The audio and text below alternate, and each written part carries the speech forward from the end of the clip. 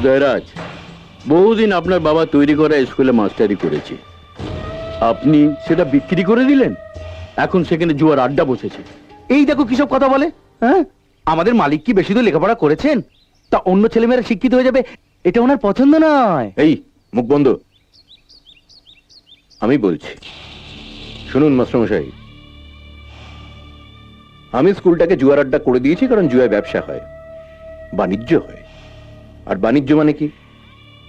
অঞ্চলের অর্থনৈতিক উন্নতি, এলাকার বেকার ছেলেদের কর্মসংস্থান, হ্যাঁ কি না? তারপর ধরুন এই যে দাতব্য চিকিৎসালয়টাকে চোরাইয়ের আড্ডা করে দিলাম। কেন? মদ খেলে মানুষের মন ভালো থাকে, মন ভালো থাকলে অসুখ বিসুখ করে না। আর যদি অসুখ বিসুখই না করে তাহলে এলাকায় হাসপাতালের কি দরকার? তাই আমি যা করেছি সকলের ভালোর জন্যই করেছি। আপনারা শুধু শুধু আমায় বদনাম দিচ্ছেন। কিন্তু আপনি যে সম্পত্তিগুলো বিক্রি করছেন তার তো অংশীদার আছে। আপনি কি করে জানলেন যে উদয়ের সম্পত্তির অংশীদার আছে? সব কিছুর মালিক আমার ভাগ্নে, তাতে কারোর কোনো ভাগ নেই।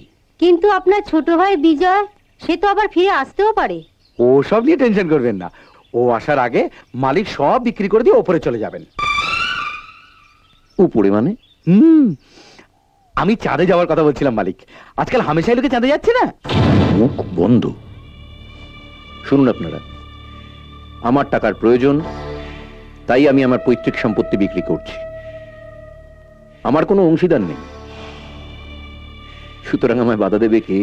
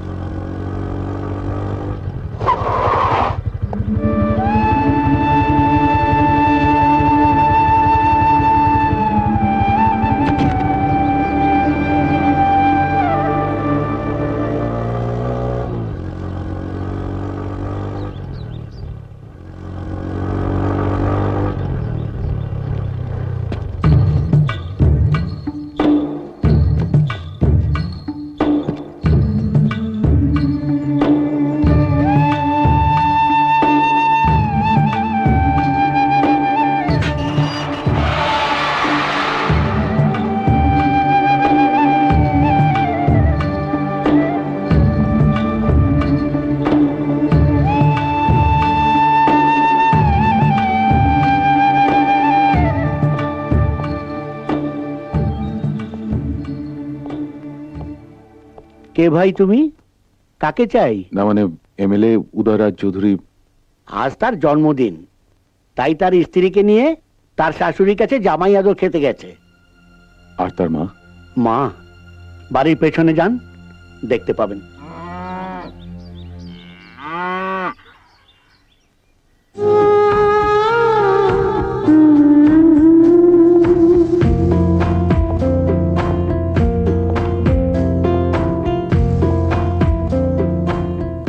শুনছেন? কে? জীবন কত স্বপ্ন যে দেখে, মনে আসার ছবি সে আঁকে। জীবন কত স্বপ্ন যে দেখে,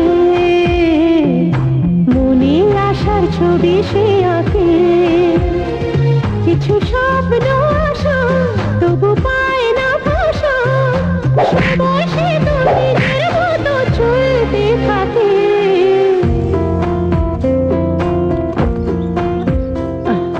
জীবন কত স্বপ্ন যে দেখে, মনে আশা ছবি সে আঁকে। কি দেখছো? এমএলএ বাবুর কাছে এসেছো বুঝি? হ্যাঁ। আপনি এভাবে এখানে গোয়াল ঘরে? আপনি তো এমএলএর মা, মানে উদয়রাজ চৌধুরী তো আপনার ছেলে। আমার দুই ছেলে। এক ছেলে পবিত্র গঙ্গার জল, আর আরেকটা ওই ওই নর্দমার পাক, ময়লা। গঙ্গার জল তো কারোর জন্য অপেক্ষা করে না, সে বয়ে যায়, ভেসে যায়। আমার সেই ছেলেটাও ভেসে গেছে বাবা। আর পড়ে রয়েছে ওই ওই পাকটা, ওই ওই ময়লা উদয়টা। কেন বড় ছেলে আপনাকে দেখে না? হ্যাঁ, দেখে দেখে তো। আজ ওর জন্মদিন তো, তাই নিজের বউ আর শাশুড়ির জন্য দামি দামি শাড়ি গয়না কিনে নিয়ে গেছে সেখানে। উৎসব হবে, উৎসব। আর আমার পরনের লজ্জা নিবারণের জন্য এই শাড়ি।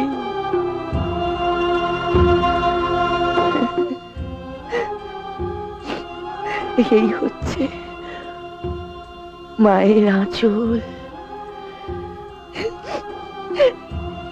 এই আঁচলে ও বড় হয়েছে। এই আঁচলে ঢেকে ওকে দুধ খাইয়েছি। লোকে বলে সৎ ছেলে, আমি বলি অসৎ ছেলে, খারাপ ছেলে। যদি আমার ছোট ছেলেটা আমার কাছে থাকতো। আপনার ছোট ছেলে যদি ফিরে আসে কি করবেন? ফিরে আসে? যদি ফিরে আসে আমার ছেড়াই মায়ের আঁচলে ওকে আমার বুকের মধ্যে জড়িয়ে ওর বুকে মাথা রেখে আমি মরবো।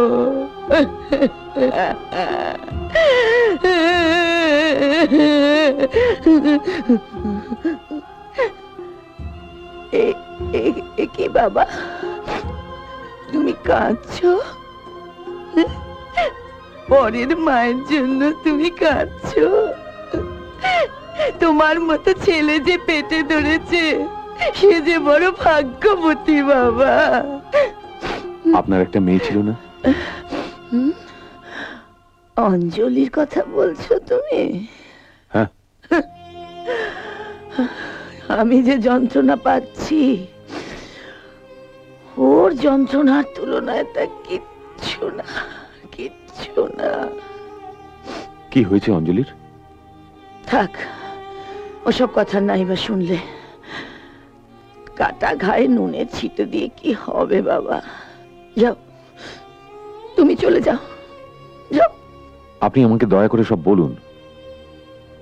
আপনার মেয়ের কি হয়েছে? এখন সে কোথায়? আমার মেয়েটার বিয়ে হয়ে গেছে, তবে এমন বিয়ে বোধহয় আর কারুর হয় না।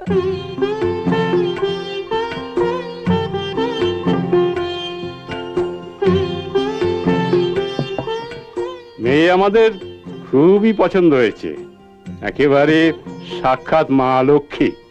কিরে মোহন, তোর পছন্দ হয়েছে তো? কি ব্যাপার, এসব কি হচ্ছে? এ কি কাঙালি ভোজন নাকি? উদয়, এসব কি বলছিস? ওনারা অঞ্জলিকে দেখতে এসেছেন। তা মেয়ে দেখতে এসে এরকম ভিখিরির মতো গিলবে নাকি? এ তো আমার টাকা শ্রাদ্ধ হচ্ছে। উদয় বাবু, আপনি কিন্তু ডেকে এনে আমাদের অপমান করছেন। আরে আপনাদের মান অপমান বোধ থাকলে এতক্ষণ এখানে দাঁড়িয়ে না থেকে কখন চলে যেতেন? না, আমি আপনাদের কাছে হাত জোর করে অনুরোধ করছি, আপনারা চলে যাবেন না। উদয়, উদয়, তুই ওনাদের কাছে ক্ষমা চেয়ে নে। ছাড়ো তা, এসব কাঙালিদের কাছে আমি ক্ষমা চাইবো? আমি যে ওদের গায়ে হাত তুলিনি এই ওদের অনেক ভাগ্য। যথেষ্ট হয়েছে, আর নয়।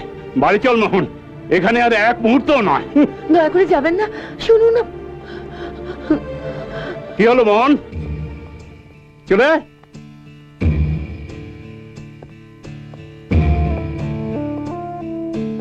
আমাকে তোমার পছন্দ? বলো, আমাকে কি তোমার পছন্দ? চুপ করে থেকো না, বলো।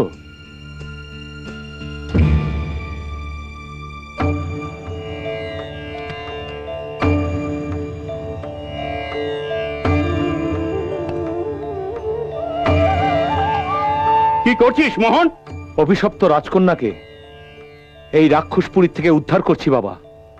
ওকে আমি বিয়ে করব। যে বাড়িতে আমাদের এত বড় অপমান করলো সেই বাড়ি মেয়েকে বিয়ে করলে আমি তোকে তেজ্য পুত্র করব, সম্পত্তির কামনা করিও তুই পাবি না।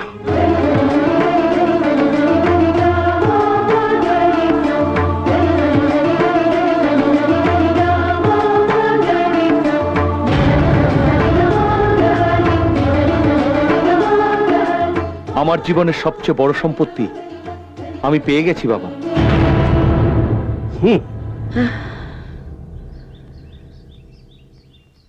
না সানাই, না শঙ্খধ্বনি, না বরযাত্রী।